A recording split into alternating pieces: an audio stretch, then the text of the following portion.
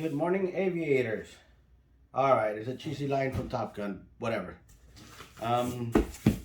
This is the Global Jet Club and Banana Hobby Aeric Camo L-39, and I'm gonna do it a little bit different than my usual unwrappings. We're not only gonna unwrap it, we're gonna go ahead and build it. There'll probably be more than one video. We'll see. It is Tuesday morning, about 5 a.m. So let's crack this up and open. Now, there's supposed to be a couple of extra things in here, so if you see them, or different things that are supposed to be in here, supposed to be a banner and my landing gear doors for the Airjets, the front landing gear doors.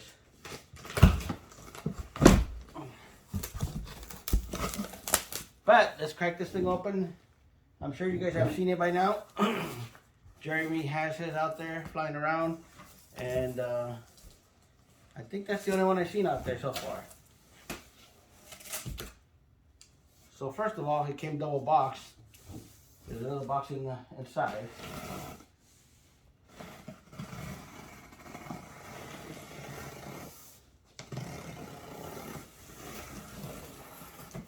So a box within a box.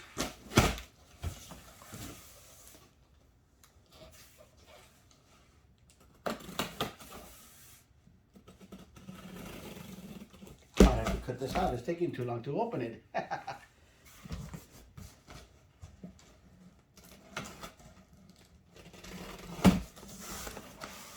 All right, here we go.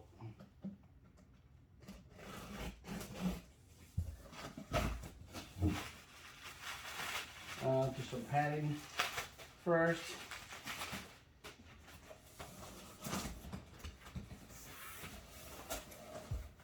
Take out the top cover. And then what you're left with is the airplane. The wings are on top. Like I said, it's double boxed. I don't know if you can see it properly with this thing. There we go. So we'll just start taking things out of there and start building.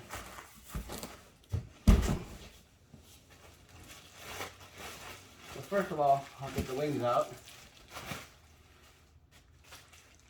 Let me put this out of the way here on the floor.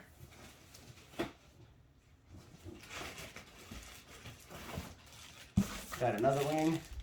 This is the Aeric Camo, so the bottom is all white. The top is that blue and white and gray. Put this down too.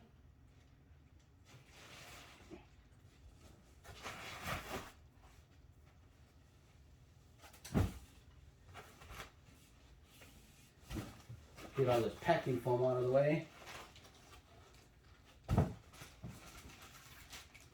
We have the two elevator halves.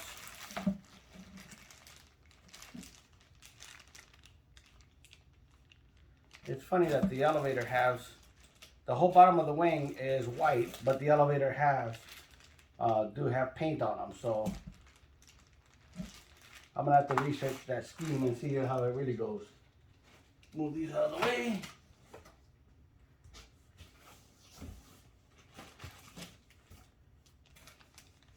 We have the vertical fin.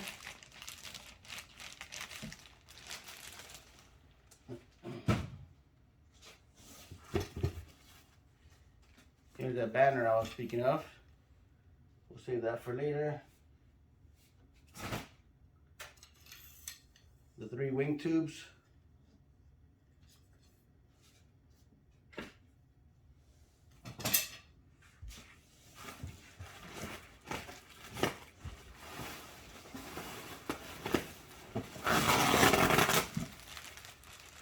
Canopy.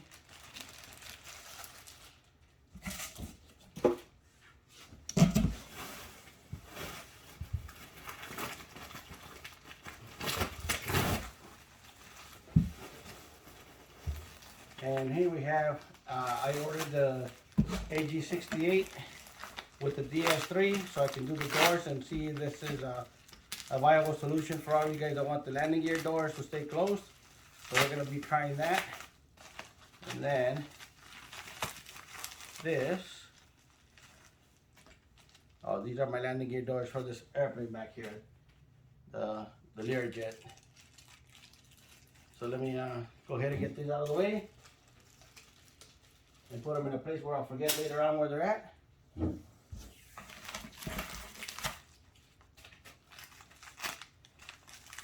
And this is what we're going to use for landing gears and doors. We're going to remove the stock controller. We're going to go with the AG68 Pro, which is the retract and gear door, retract and brake sequencer. With the addition of the DS3, it controls the landing gear door. So we're going to try that and see the landing gear stay closed now. And then of course we have the main fuselage here. Let me put that in front. Well, let me hold it back here for now, and then I'll just chuck the box as usual.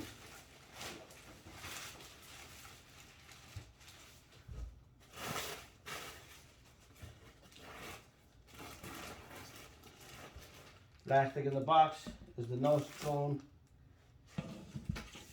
and a cute pamphlet for instruction manual.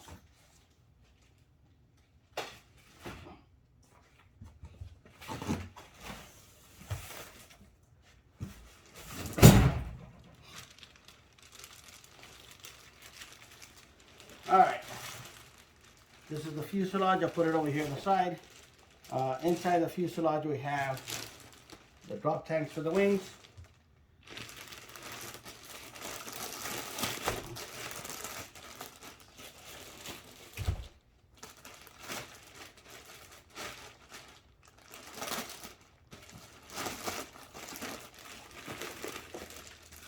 Here are the drop tanks.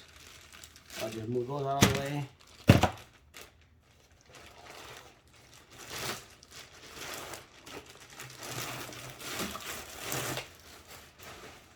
And here we have, obviously, the front fuselage with all the wiring already in there.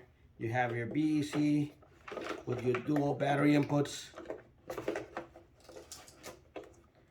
You have your UATs already installed in your fuel tank. Now all of this is going to come off for my assembly as usual, and then I'll walk you through doing or installing every piece separately.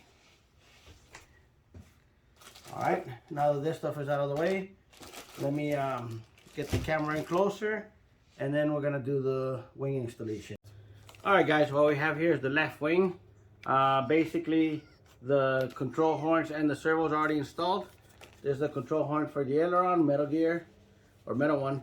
And then the plastic one is obviously for the flaps. Why is there a different one? You know, plastic, we won't get into that right now.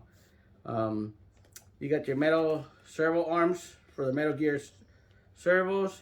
You got your JP wheels and brakes. These are original JP, and they say JP 65mm on them. The first thing, I don't know if I showed you guys the hardware pack, but basically here's all the control horn and the little screws, and the screws for the wings, your pitted tubes and landing gear door covers, plus the little fascia that goes in the back of the rudder and one in the nose. The first thing I do is, I'll talk about this later when I do the fuel installation, but I always chuck this. I always just throw it away. It is basically too narrow, too small of a pitted tube or vent tube. What happens is, if you're filling up your gas tank with an electric filler, you're most likely just causing back pressure into your UAT. And if you cause too much pressure, because you're putting in a lot of gas at one time, and then this little hole is too small, what it does is your UAT will expand and possibly rupture. So and this is meant to be right in the middle of the fuselage. I don't like that. I always put them on the side. I don't know if you can see the other ones, but we'll get to it later on. Here you go. So the first thing is, we're gonna start with the ailerons and the flaps on the left wing. The first thing I do is, when I get out the screws, they're little tiny screws, and what I do all the time is, as soon as I start getting them out, I have this magnetic tray, and as you can see,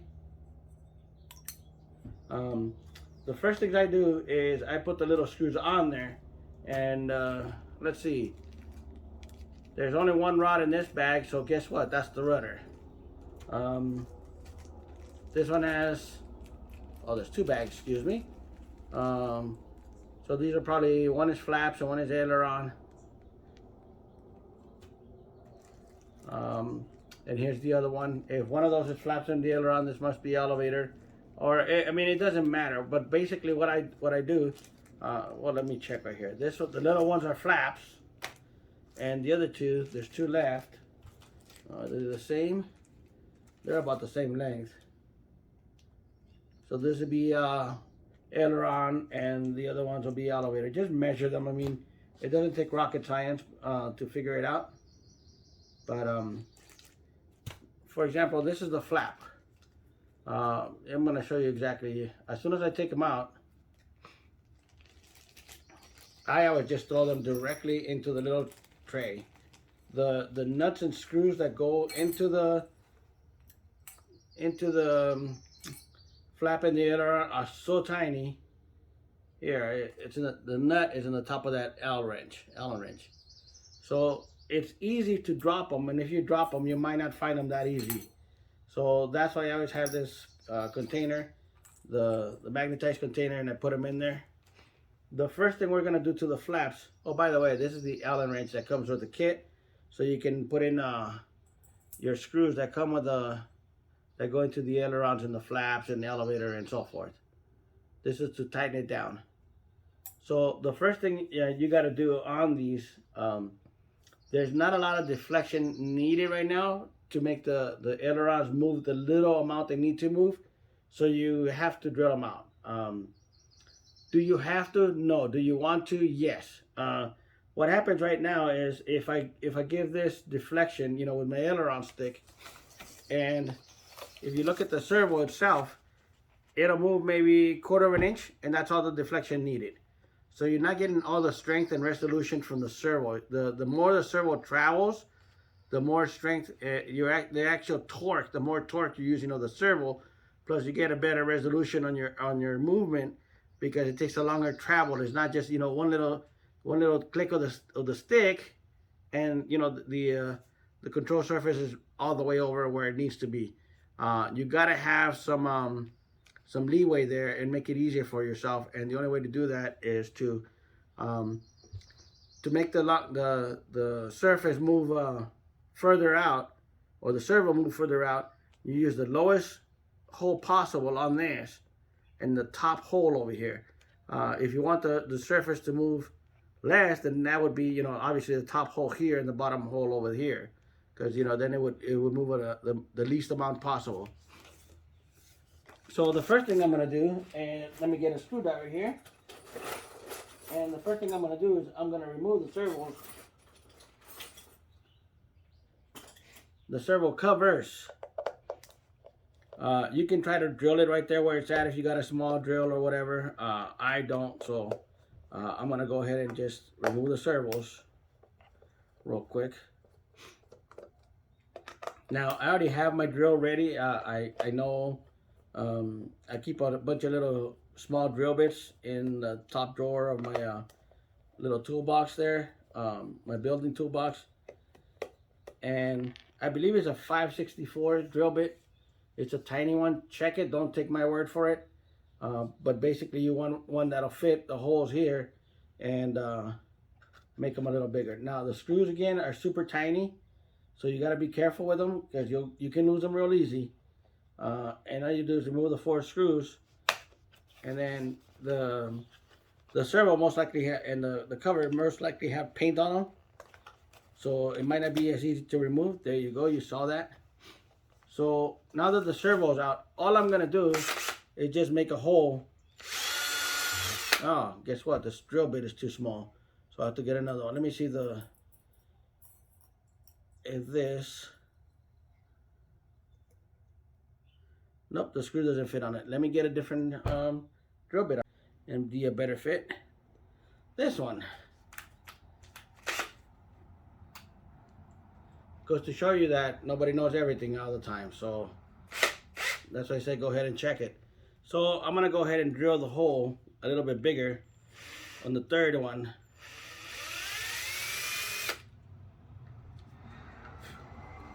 So now I have holes in the 1, 2, 3, the top 3 holes. The factory only does the top 2. I mean, we've been asking them or suggesting them to do the third one too. But you know, until it happens, we'll just have to keep going and doing it properly ourselves. So once you're done, you know, go ahead and put your servo back on there. Get your tiny screws and one by one, put them back in there. Here we go. Let me put this in there.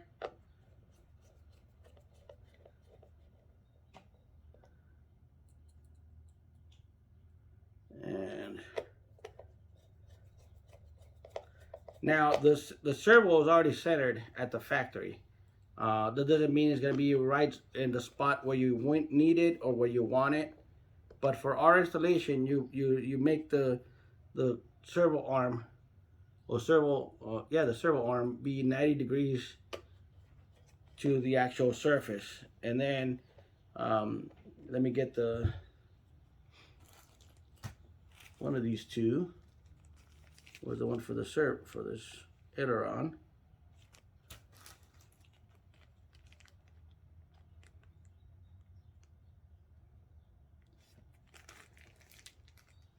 And just to make sure, let me get the elevator.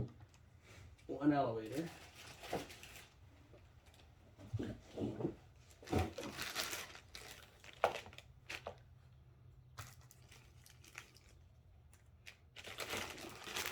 Wouldn't you know it, I have to cut it out.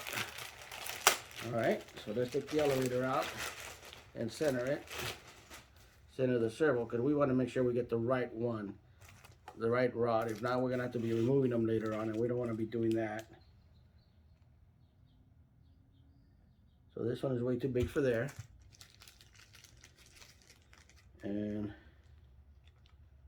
this one's too big. So the smaller are the two. They look about the same, actually, but the one for the elevator is maybe 1/4 inch smaller than the ones for the aileron. And let me take these out and I'll show you what we have to do to all of them. Move the elevator out of the way. And here is the one for the aileron. Now, obviously it's a little bit too big, and that's expected.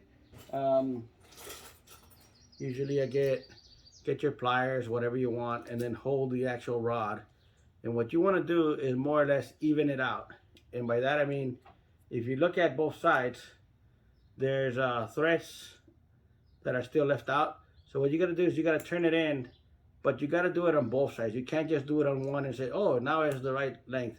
You want to have them both in as much as possible, but in an even way, so that when you put it on the control surface, there's no need for adjustment. And I can tell you from all the other airplanes, the other L-39s, that most of the threads have to be gone or not visible or screwed into the little clevis here. So let me put it in more or less where I think it's going to be at, and then we'll measure it again. And that's about right. Maybe just a little turn on each one of them. Since I'm using a 12-channel receiver, I can adjust this on the radio, you know, obviously on my channel. But the point is to get them, you know, as best as possible out here, so you don't have to do that again later on.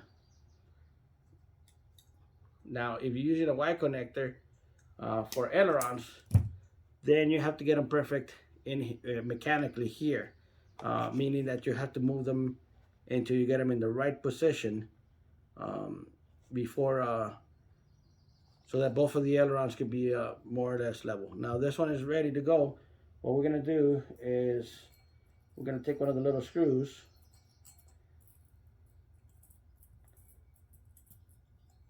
and we're gonna go ahead and install the aileron. Oh, I guess I already have one out here. Now again, I'm putting it on the on the third hole down from the outside surface of the servo arm. And here you can do it with your hands, you can do it with whatever tool you want. I just get some hemostats to hold the actual the nuts while I put them in there. And you know, the hemostats have a lock on them, so I don't have to be holding it and pretending that, ooh, it's gonna fall away, or worrying about it falling away. So we're gonna go ahead and install this real quick. Yeah, right. And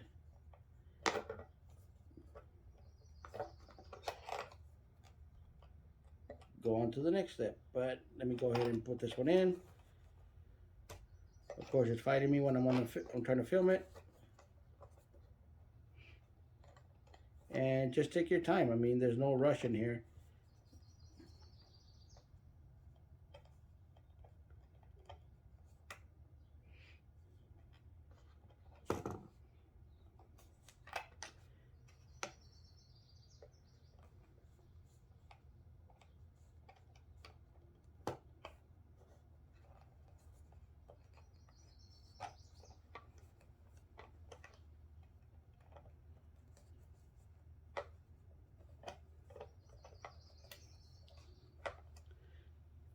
And I'm having trouble just getting it started.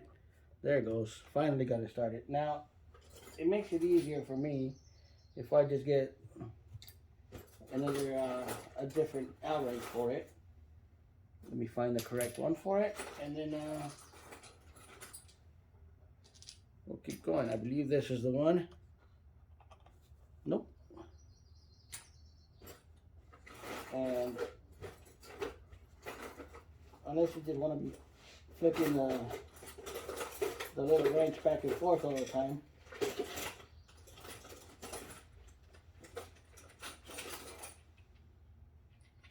This black one should be it.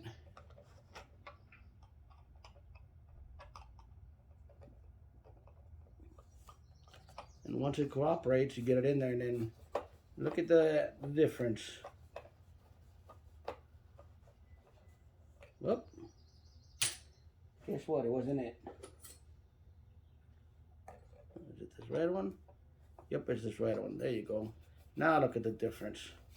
How fast we get it in there.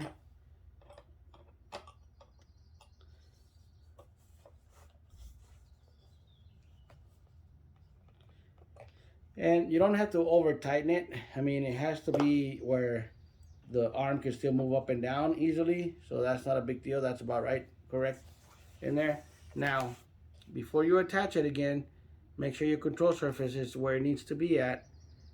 Your arm is 90 degrees still to the servo. And that looks about right. So we're gonna go ahead and get another little screw and mount it to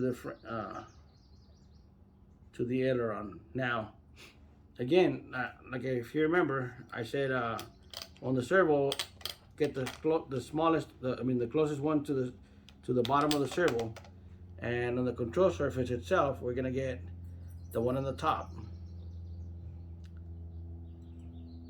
This will make the control surface travel on the servo the most possible, even though you're still only gonna be using about half the servo travel, and but you're getting a lot more torque than you would with just, you know, having it on the top.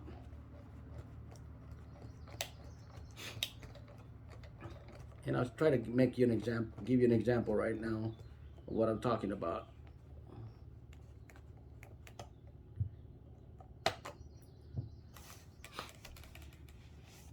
So now you see it's in the bottom hole on the servo arm, the third one down. There's a fourth one, so you can't really get to the fourth one. It would be difficult for it to move. It'd be touching the servo. But if you can get on the fourth one, hey, by all means, go for it. Maybe I'll take it out and try it again just for the, you know, for giggles. But basically right now, you only need about 12 millimeter, 10 to 12 millimeter on the ailerons to move. You don't need a lot. So if you notice, that's about 12 millimeter there on the servo deflection.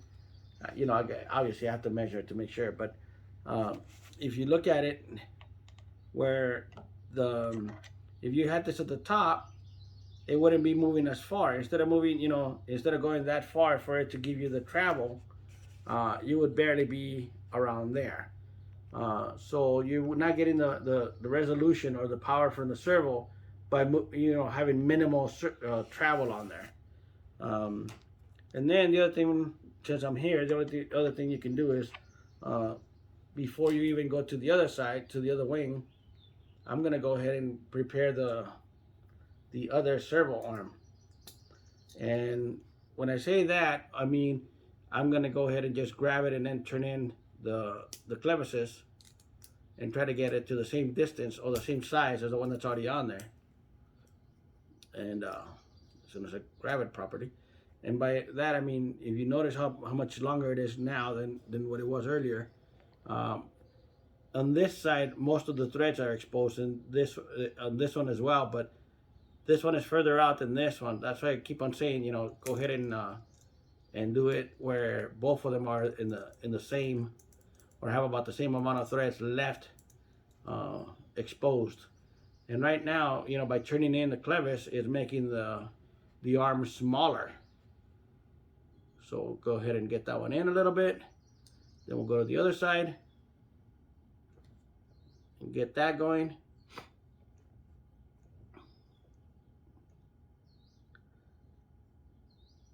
And since we know both of the ailerons are supposed to be, you know, the servos are supposed to be about the same length away from each other, we're just trying to match it up a little bit and see, you know, get it to right around the same size.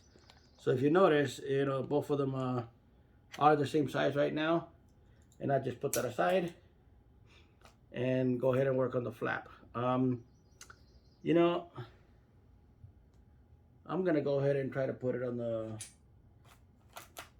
the smaller, on the lower hole while I have you guys on here and doing this thing. I guess I could have just looked at the wings from the other L-39 and told you where I have it at.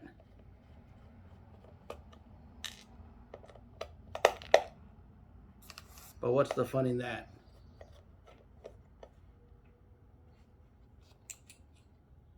Let me go ahead and remove the tiny screws.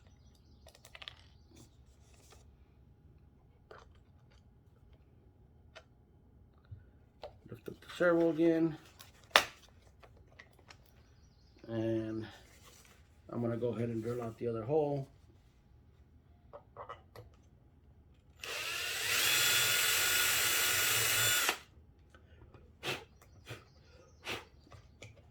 Blow off all the shavings out.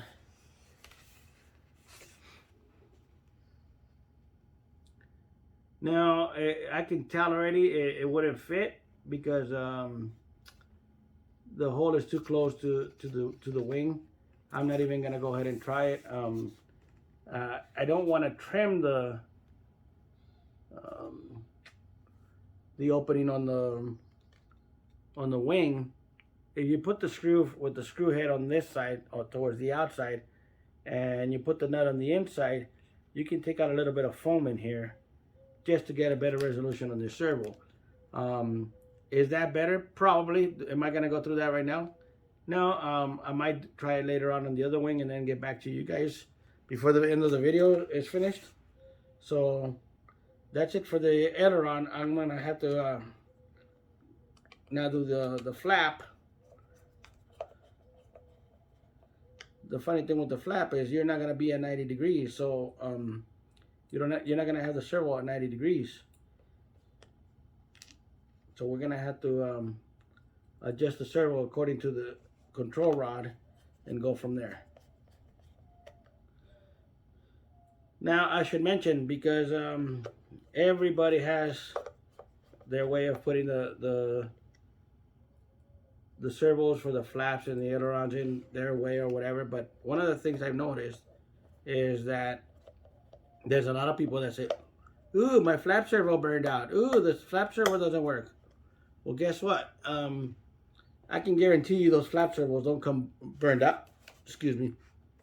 What happens is people turn on the radio, plug this up to the fuselage, turn on the radio, and they don't notice that the flap servo is actually going backwards instead of forwards. Instead of going towards the front to bring the flap in, they're going towards the back and pushing the flap against the wing, and just basically heating up the servo. And if you leave it long enough before you notice, you burned out the servo.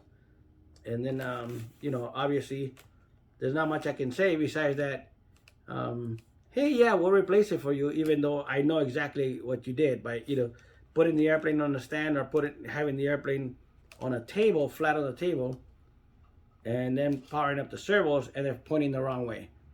I mean, it doesn't take rocket science to figure that out. So back to the flap.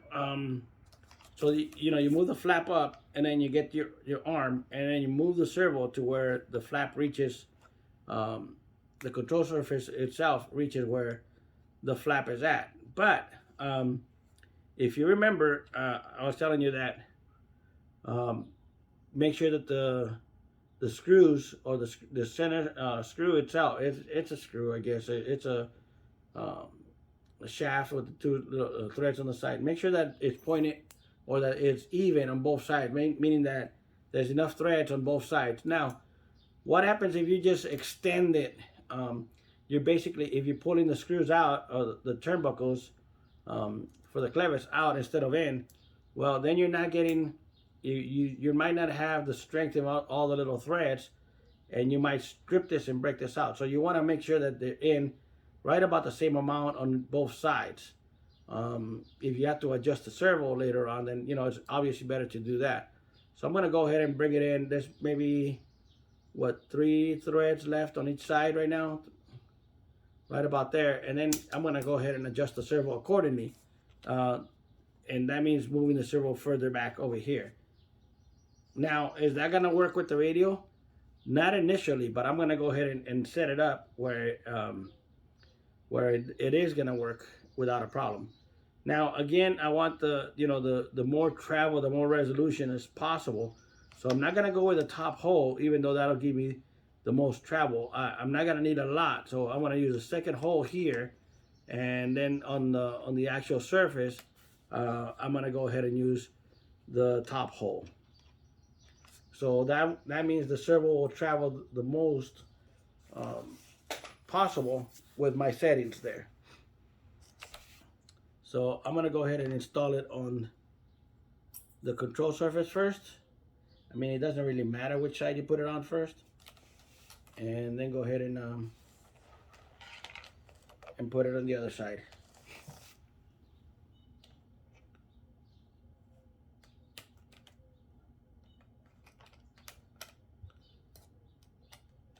Now you're gonna ask, hey Ralph, how do you know which side to put it on? Is the inside or the outside? Well, you look at the control surface and you see which way you're gonna have a straight line from the servo to the control surface arm. So right now we're just gonna put it on the control surface itself, on the inside one, and I'll show you why I did it that way in a little bit. Here, let me put the nut back on there.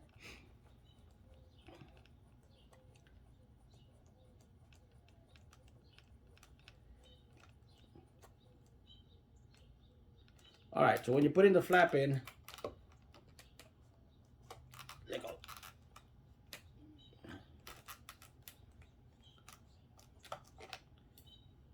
When you're putting the control rod in, you want a straight line. You want the most visible straight line.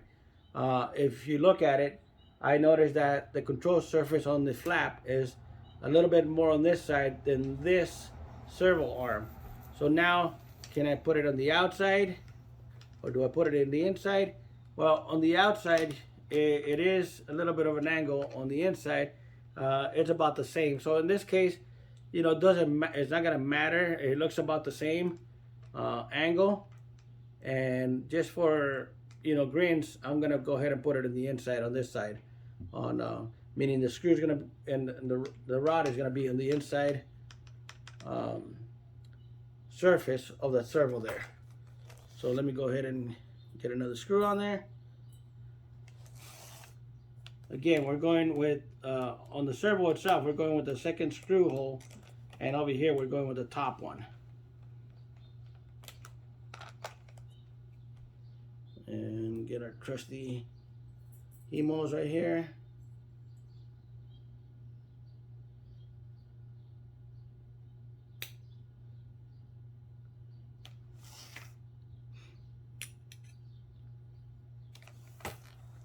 Now, I dropped this little nuts before on other builds, so I know how difficult it is to find if you lose them all the way to the floor. Unless you got your workshop, garage, build room, whatever, wherever you're building at, unless it's completely immaculate and there's nothing around to confuse it, then yeah, go for it. But if not, then there's no need. So there you go. Aileron is in the bottom hole in the servo arm, the top hole on the control surface. Flap is the second hole, and then the top hole over here. The bottom hole over here. Now, if you notice, I'm using maybe, I don't know, 25 to, let's just go, say almost 50% of the servo travel. It's not even 50%, but we're gonna say it's about 25. And you see the servo, the flap is already all the way down. If I go about 60%, that's gonna give me about 90-degree travel on the flap. So that's what I mean. You gotta have the servo move the most possible to get you your deflection. In this case, is the way the control horns are and everything. It takes very little movement for them to go that desired deflection. So this is about my takeoff and flap, and this will be my landing flap. I'll go ahead and measure it. All the settings are in the manual. By the way, if you got the little leaflet for a manual, we always, for all of our aerofoam jets, I've written our own manual. RN has extensive manual. So don't go with that one. Get my manual that I built for this. It's multi-pages instead of a little leaflet. Now I wanted to show you guys something. This is the left wing. There's a little piece of wood in there. It's a spacer. Don't take it out. Leave it in there. That's supposed to be, because they made the tube in there so long, so when you put your wing spar, that's supposed to be the spacer that's going to bottom out the wing spar, instead of the wing spar being all the way, going all the way inside one wing and not enough into the other one. So it was covered by a little piece of tape that I just took out right here. So your left wing has a wood piece in there. It's meant to be in there. It's a spacer. So this concludes the assembly of this wing for right now. We're gonna do the elevator the same way, and the rudder. Oh, I already had the elevator out here. So basically with the elevator, same thing, same rules apply. We're gonna make a hole. Now if your drill is small enough, go ahead but mine, if I do it this way, it's gonna mar or make marks right here, indentations, when I try to drill the servo, and it's at an angle, so it's not gonna, the hole is not gonna be properly in there. So guess what? I'll just take out the servo. There's no big deal, no reason why not to do it. Depending on how you do with your builds, on the Diamond, this one was notorious for the servo arms or the servo screw hole coming out. So once since I suggest, you don't have to do it. Many people don't do it. I suggest that when you take them out, take a look at the servo and make sure it's tightened properly. The servo screw. If you want to use Loctite in there, use very, very little amount. There's no need to have it in there where it would never come out again.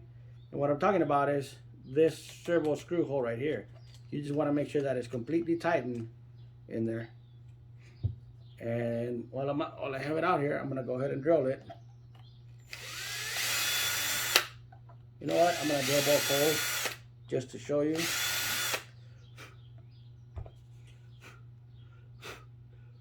Get all the shavings out of there and go ahead and put it back. Make sure the cable goes to the, they're not getting crunched in there. Now, if you look at it, you'll see that the fourth hole is too low. It's beneath the surface. Can you use that one? Again, yes, you can. If you put the head of the screw through the outside, the inside, excuse me, the inside of the control surface, and then you make a little cutout on this side for the screw head. I mean, excuse me, the screw and the nut. You can always just cut the nut past, you know, as soon as it passes the screw, but I wouldn't go that far. I mean, just, you know, be smart about it and just use a third hole. You can use a fourth one if you want to, and say, oh, I was able to do it. Congrats, you know, more power to you, but that's more than needed. You just want the more resolution from the servo to get you a good travel and a good, you know, it makes a difference when you're moving the stick. If you're moving the aileron stick and you move it, you know, say 1/4 inch, and it went to full deflection, then guess what? You know, you're gonna be, your flying's gonna be crap, because you're gonna be so close to center that any little twitch or any little thing is gonna make the aileron move. So that's why I suggest that over. So let me get my control rods here. These were the ones for the elevator.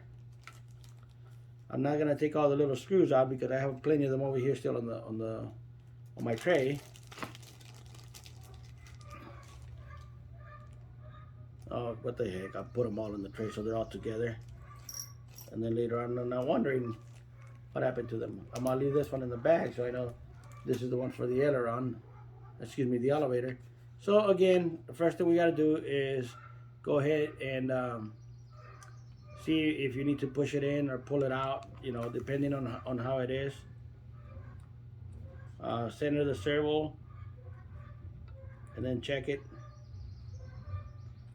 And this one's actually about right. Just go ahead and make sure that it's not too far out. You know, let me see how many threads it takes before it comes completely off. Just for grins and giggles. So I can't say the other word.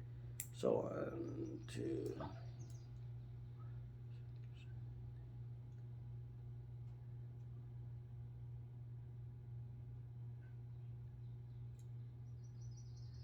So I got about 10 full turns, and you can see the difference in the amount of threads left on there. So it is in there a pretty good way. Can it be a little bit more? Yeah, but you know what? This should be enough for the elevator, and should be enough. The other thing is that I can always adjust the servo arm to give less throw. Excuse me. To adjust the throw where it not less throw, but to center it is what I meant to say.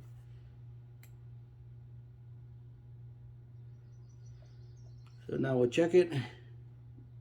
You can do this after you install it on one of the surfaces, and then have to do, you know, but it just makes it more difficult. All right, so we're gonna go ahead and put this one on. And again, what side of the servo are you gonna put it on? Well, you put it on the actual control surface first, and then you can see to which side it centers better, either the inside of the servo or the outside.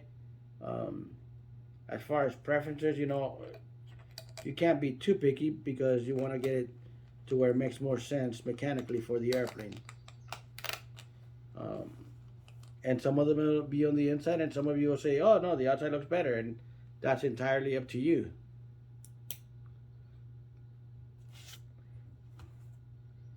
So we'll go ahead and put it on here.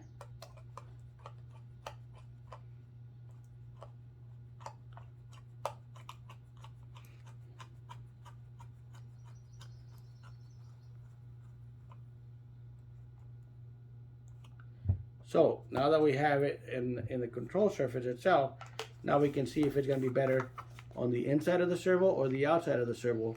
And what you want is whichever one is going to give you more of a straight line instead of, you know, any angle. And like I said, some of you will say, oh no, it looks better on the inside. Some of you will say it looks better on the outside. You know, it's entirely up to you. There's no need to say, oh no, this one's better, the other one's better. Whatever you're comfortable with is what you'll do. And for me, on this one, I'm gonna put it.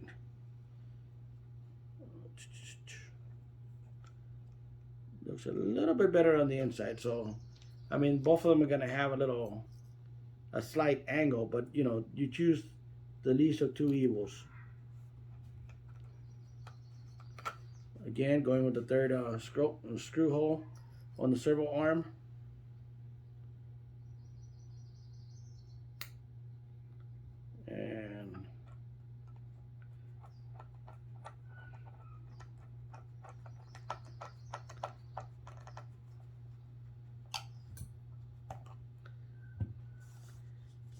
And there you go. Now it looks like when I installed it, the servo arm is facing a little bit further back. I'd rather have that than have too many exposed threads over here. I can adjust the center of the servo where it needs to be at. Beyond my sub trim, I'm using the 12-channel radio, so I don't want to say that I don't care, but it's just something I can adjust on the radio without having to make too much of a hassle going back and forth and center this one mechanically, which mechanically is obviously better, but hey, guess what? We also have it electronically.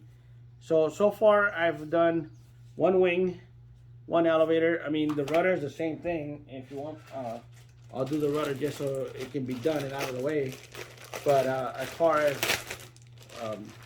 what do you call it? How it goes, it goes the same way as the other two control surfaces. This is the rudder push rod is by itself, so I mean, come on, there's only one, meaning it can't be ailerons, it can't be flaps or anything else. And again, you can thread this one in. You can do the same thing where you screw it in into the third hole. There's not a lot of travel. This is max travel right there. That's max travel one way. Here's the other way. So, do you need a lot of control throw from the servo? No, not really. But you know, again, depending on how you like to fly, if you want to move, have to move the stick further out to get your full deflection instead of just a quarter, a quarter movement of the rudder, then that's fine. That's up to you. I want the most resolution from the servo, meaning I want to be able to feel how much throw I'm giving it by knowing that I have all my airplanes set up the same way. So I'm gonna go ahead and do the same thing I've done to the other ones because I want the most amount of resolution and power out of the servo by moving it closer to the servo and having the servo spin further to get your travel. You're getting the more or the torque out of the servo. Say this is a 50-inch ounce torque servo.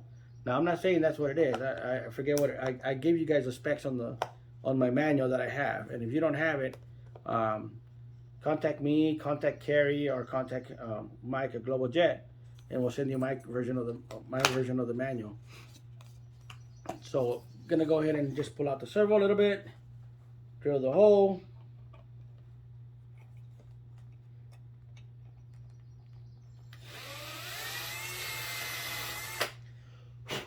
Get all the shavings out of the way.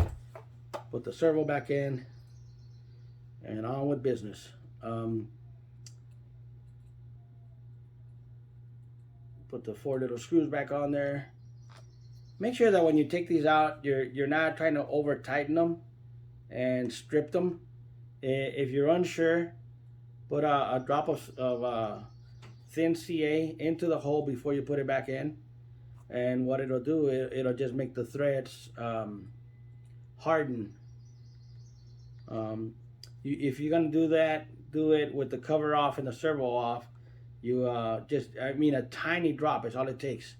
You just put a little tiny drop into the screw hole with the cover off, because you don't want to glue the cover back onto the rudder or the vertical fin, I mean, but or any of the other flying surfaces. But you want to have the cover off, and you want to make sure the the glue dries properly before you go ahead and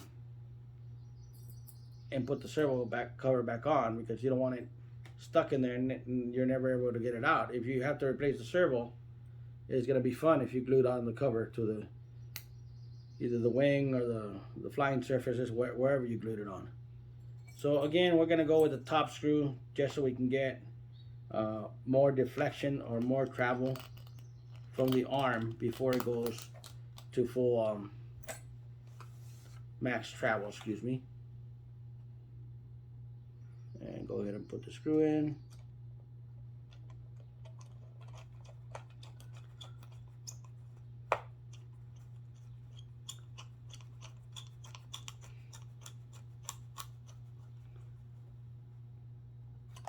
Now, I just remembered that I didn't even check this one to see if it was in the correct position for or the right size for when it's centered. So now I'm going to go ahead and check it, and it's about right for once for this one.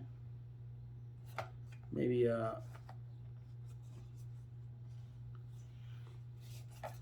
and since I didn't do that with the elevator, I want to make sure this one is more or less centered properly. And that looks about 90 degrees. And then we'll check with the control surface.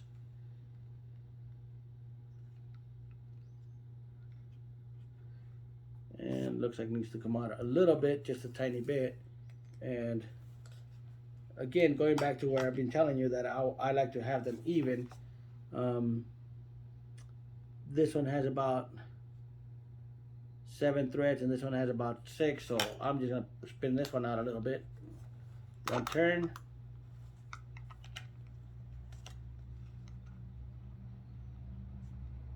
Check it, and it looks about right. So now again, it's just you checking to see which one gives you a more of a straight line on the outside or top surface or on the inside. I mean, there is no right or wrong way. I'm not gonna tell you which way. You just look at it and see which way looks more of a straight line for you. And on this one, they look about the same again, but I'm going to go ahead and go with the inside surface, putting the screw in the rod through the bottom.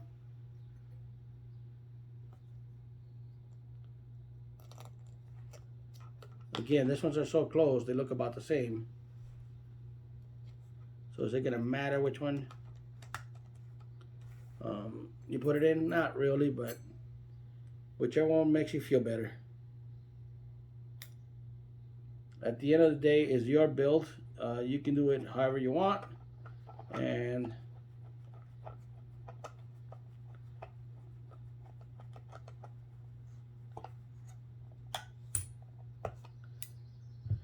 all right, here we go. This is the rudder installation complete.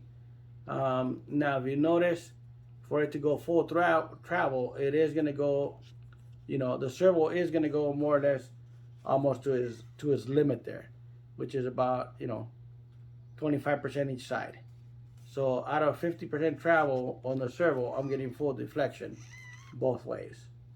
Now, if you notice, when I go full travel, the nut does hit the top of the servo cover. So I'll just limit the amount of travel needed on the actual on the radio, the max throw, because the rudder is actually at max deflection already anyway.